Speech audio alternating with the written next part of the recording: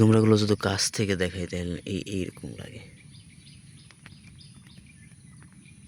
একটা একটা ছবি উঠে নিলাম, এটা থাম্বনেল দেবনি গাইস। তো আপনারা চাইলে এরকম ধরনের শিকন সবজি চাষাবাস করতে পারেন।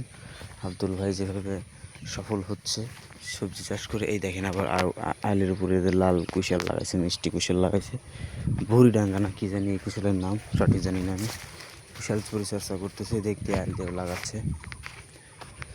তো আজকের এই ভিডিওটা ছোট্ট হয়ে গেছে, বেশি কিছু ইনফরমেশন দিতে পারিনি কারণ দাদু নাই। আব্দুল ভাই থাকলে আরও কথা বলতাম, আরও বুঝতে পারতেন কীভাবে চাষাবাদ করলে ভালো লাভবান হওয়া যায়, একটু পরামর্শ দিত।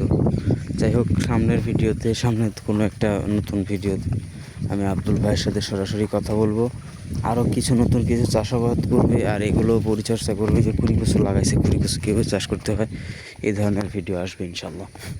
তো সবাই ভালো থাকেন, সুস্থ থাকেন, শুভকামনা রইল। আল্লাহ হাফেজ।